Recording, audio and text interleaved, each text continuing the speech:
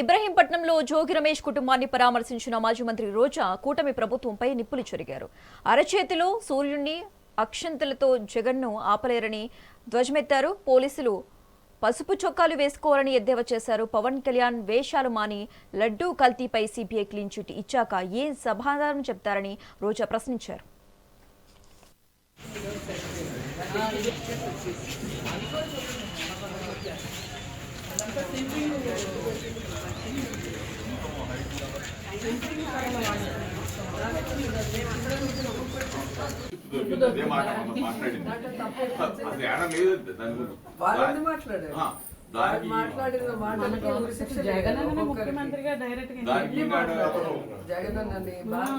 అప్పుడు కూడా మనం ఎక్కడా కూడా స్పందించమని ఎవరు ఏమి పట్టించుకోవద్దు అన్నా కూడా ఏం మాట్లాడద్దని అన్నాడు జగన్ అన్న. అసలు ఎక్కడా శాంతి భద్రతలు మనం వెళ్ళాము, ఎక్కడా కూడా మేము గవర్నమెంట్ లో ఉన్నాం అన్న ఒక ఇది తప్పు చేసాం, దేవుడితో పెట్టుకున్నాం, ఏ సైడ్ నుంచి వెంకటేశ్వర స్వామి ఏం చేస్తాడో అన్న భయం అందరిలో కనిపిస్తుంది. పైకి బింకంగా మనం మాట్లాడటం తప్ప ఏదో తప్పు చేసుకుంటూ పోతున్నారు. జనాల్లో బాగా నేషనల్ బాగా కవర్ చేసేసింది, నేషనల్ న్యూస్ అయిపోయింది, పార్లమెంట్ లో రాసారు, మనం మాట్లాడుతున్నాం. జనాల్లో బాగా అర్థమైంది. దారుణం కదండి సార్, ఇళ్ళకి వచ్చి అలా పెట్రోల్ బాగుంది. ఇంట్లో వైఫ్ పిల్లలు అందరూ ఉంటారు కదా, లేడీస్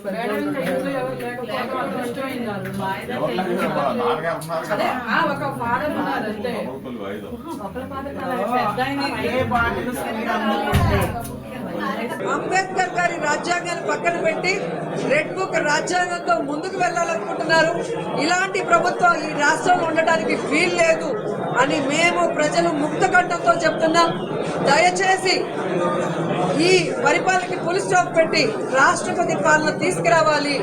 ఇక్కడ ప్రజలకి రక్షణ లేదు, అపోజిషన్ పార్టీ వాళ్ళకి రక్షణ లేదు అనేది స్పష్టంగా కనిపిస్తుంది. ఇంకా మీడియాని మేనేజ్ చేయాలనుకుంటే మాత్రం ఎవరు కూడా చూస్తూ ఊరుకునే పరిస్థితి లేదు. ఖచ్చితంగా మీడియా కూడా ఇక్కడ జరుగుతున్న వాటిని, ఈ కూటమి ప్రభుత్వం చేస్తున్న తప్పుల్ని చూపించాలని కూడా మిమ్మల్ని అందరినీ కూడా కోరుకుంటున్నాను. ఈరోజు జగన్మోహన్ రెడ్డి గారి మీద అవర్షంతో, మా మీద ప్రేమతో మాకు ఓట్లు వేశారని చెప్పుకునే చంద్రబాబు నాయుడు ఎందుకు మన జగన్ వస్తుంటే పోలీసుల్ని పరుగులు తీయించి బ్యారికేడ్లు పెట్టి ప్రజల్ని ఆపుతున్నారని నేను అడుగుతున్నాను. ఈరోజు మీరు భయపెట్టినా, పోలీసులు భయపెట్టినా ప్రజలు ఆగకుండా రోడ్డు మీదకి వస్తున్నారు జగనన్నని చూడడానికి, సంఘీభావం తెలియచేయడానికి. అంటే అర్థం ఏంటి? బాహుబలి సినిమా చూస్తుంటారు కదా, బల్లాల దేవుడు ఎన్ని కుతంత్రాలు చేసి ఆ సింహాసనం మీద కూర్చున్నా ప్రజలు బాహుబలి వెనకే ఉన్నారు.